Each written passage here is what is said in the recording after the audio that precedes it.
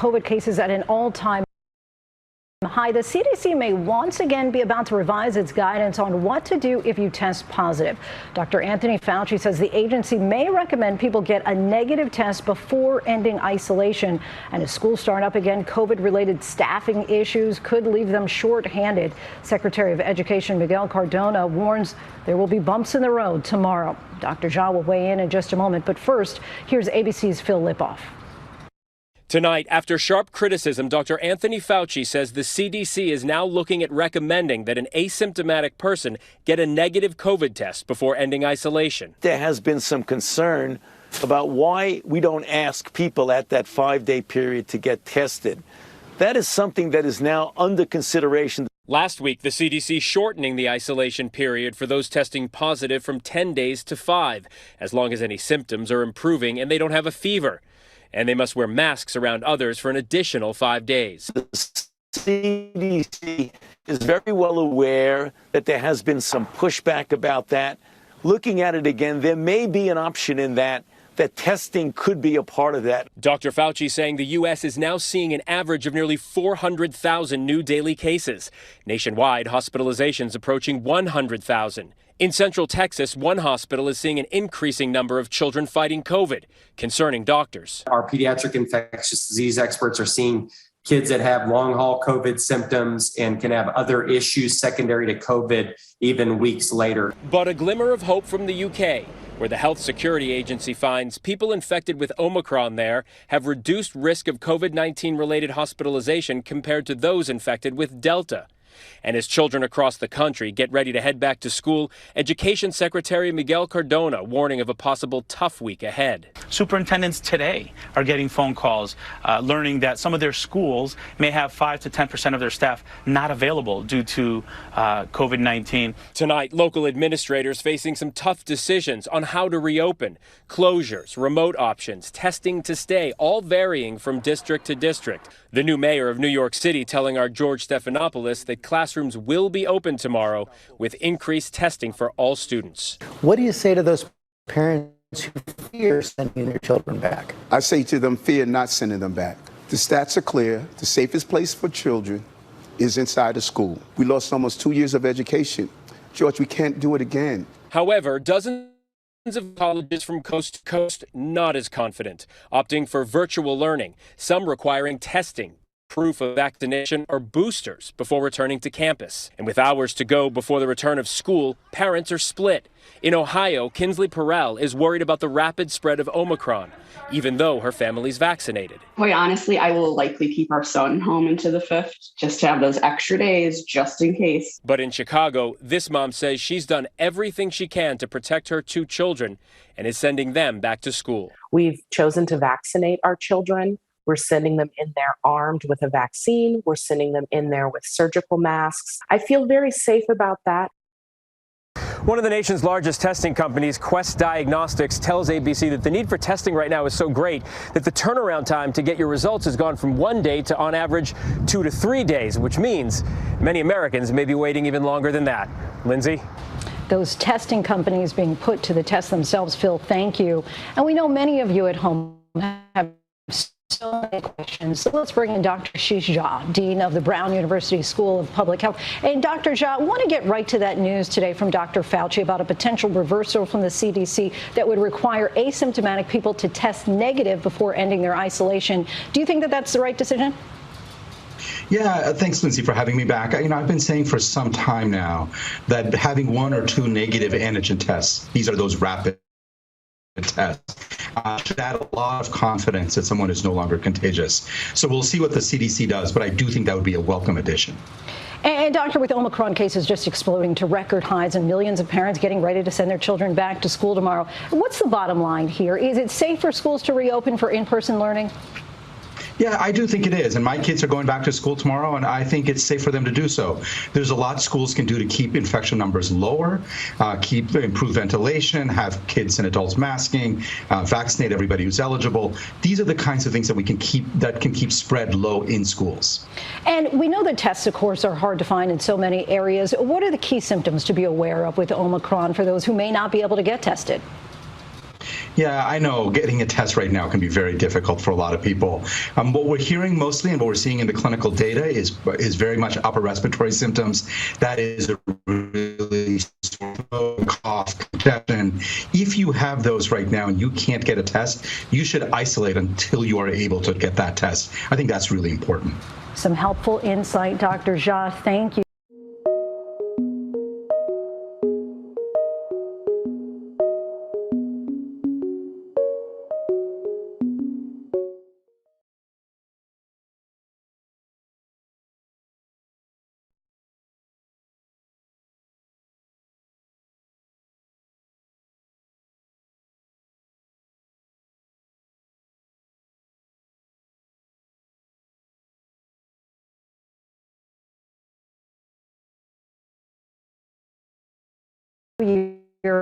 Many are contending with the same old concerns as millions of Americans try to get home, dodging bad weather, flight cancellations, and a record COVID surge.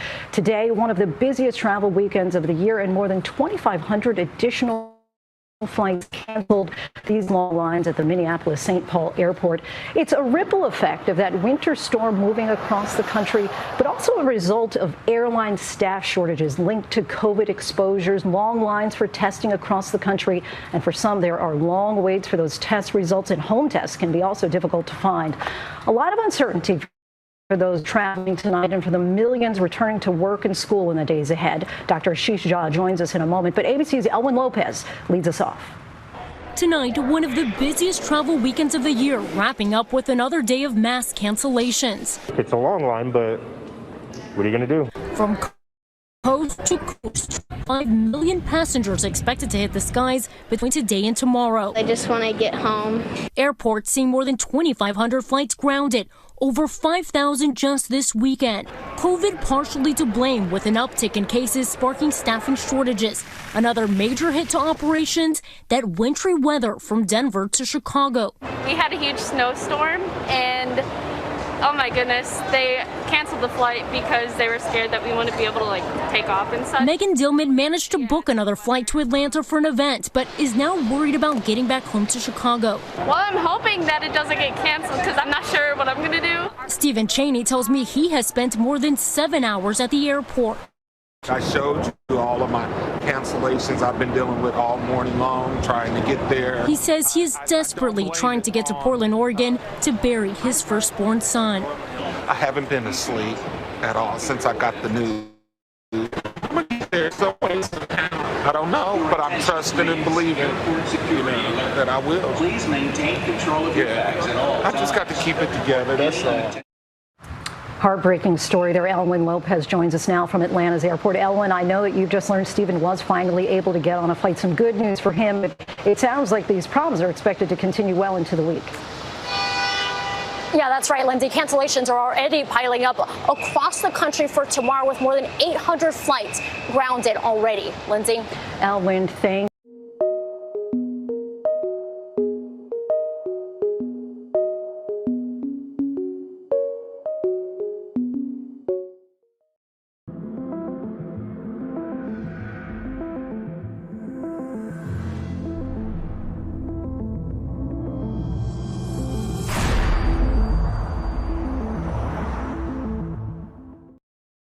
to Washington. As the one-year anniversary of the Capitol siege approaches, new revelations from a leader of the House committee investigating it, including the evidence she says they already have about what former President Trump was doing during the siege. Here's ABC's White House correspondent, Mary Alice Parks. Tonight, the vice chair of the congressional committee investigating January 6th, sharing new details she says lawmakers have learned about President Trump's whereabouts during the attack on the Capitol. The committee has firsthand testimony now that he was sitting in the dining room next to the Oval Office watching the attack on television as the assault on the Capitol occurred. Congresswoman Liz Cheney precise and pointed in her criticism. He could have told them to stand down. He could have told them to go home. And he failed to do so. It's hard to imagine a more significant and more serious dereliction of duty than that. Federal investigators to date have brought 703 criminal cases related to the attack.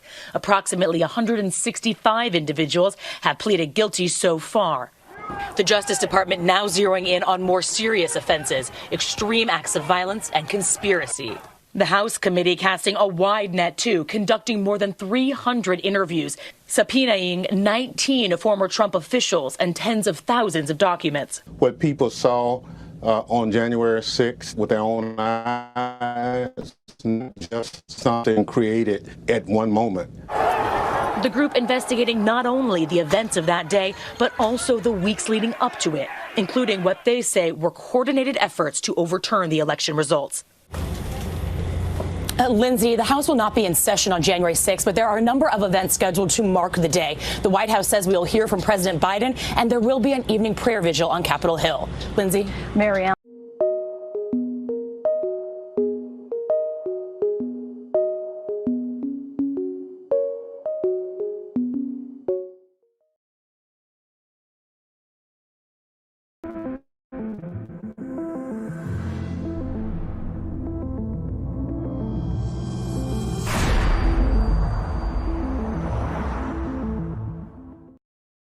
Snow in Colorado in the meantime is not helping search efforts following the devastating wildfires there. 2 people still remain missing. Many residents are just now getting to see what remains of their homes. ABC's Zareen Shah is in Louisville, Colorado.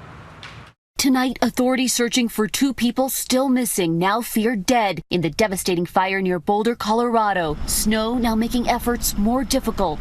Residents measuring the scope of their immense loss. There's so many things that we've had for 30, 50 years that are gone now. About 1,000 homes lost. I mean, each one a family, a place of memories. You can see homes smoldering days after this neighborhood was leveled by a fire, now completely blanketed by thick snow.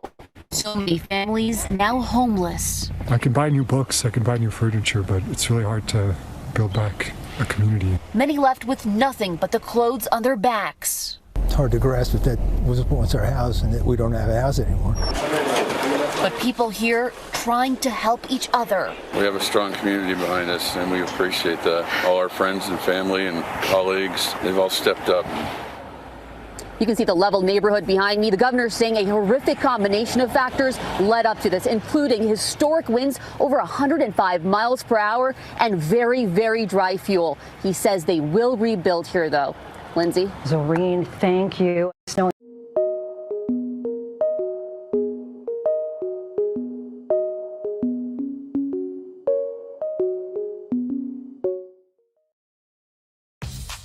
What will you design today? A big idea? A new opportunity? An inspired community? With Canva, you can. Start designing for free at canva.com. And we're joined now by the Vice Chair of the committee, Congresswoman Liz Cheney. Congresswoman Cheney, thank you for joining us again this morning. Happy New Year to you. You know, you were alarmed by this from the very start, from the first moments on January 6th when this started to unfold. You've cut a lonely path in your party. Have you been surprised by anything you found over the last year? Well, I've certainly been surprised by many things. I think that in the piece that you played by John Carl just a few moments ago, on the fact that we know now, we are learning much more about what former President Trump was doing while the violent assault was underway.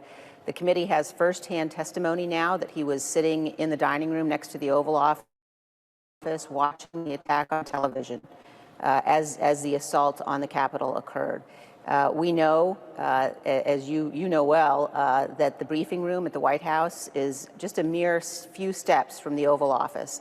The president could have at any moment walked those very few steps into the briefing room, gone on live television, and told his supporters who were assaulting the Capitol to stop. He could have told them to stand down. He could have told them to go home. And he failed to do so. It's hard to imagine a more significant, a more serious dereliction of duty.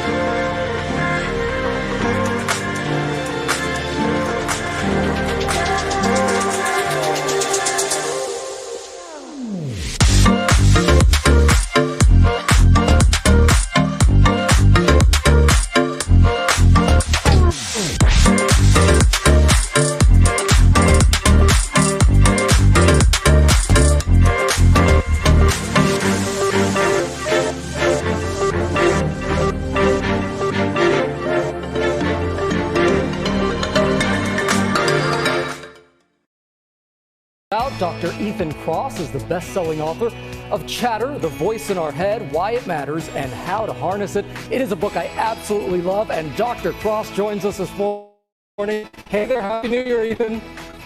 Happy New Year to you, Gio. Oh, thank you, my friend. So first off, what is Chatter, and how does it affect our lives? Well, when we experience stress, we tend to reflexively turn our attention inward to try to work through our problems. But as many viewers no doubt know, those attempts often backfire. We ruminate, we worry, we catastrophize. We experience what I call chatter, which is getting stuck in a negative cycle of thinking and feeling, which turns this amazing capacity we have to introspect into a curse rather than a blessing. And it's a major problem. I think it's one of the big problems we face as a culture, because it makes it hard for us to think and perform. It creates friction in our relationships with others, and it can even damage our physical health. Yeah, and ruminating. A lot of us are always ruminating. Listen, the pandemic has people feeling so much anxiety, but that's exactly what you focus on in your book. And you write about talking to yourself in the third person. And when I read that, I thought, no way, that does not work. But it really does, doesn't it? Tell us your top tips. It does work. And that, in fact, is my number one go-to strategy for myself. We call that distant self-talk. It involves trying to coach yourself through a problem while silently talking to yourself in the third person. That's an important caveat, Gio. I would not want to advocate walking down the streets of New York talking to yourself out loud in the third person. Very important. So here's what we know from the science. It is much easier for us to give advice to other people than it is for us to take our own advice. What using your name to work through a problem does is it switches our perspective. It makes it seem like we're talking to someone else. And that makes it much easier to give ourselves good advice. You can even do this with kids. It's something we call the Batman effect. Ask your kid to pretend they're a superhero.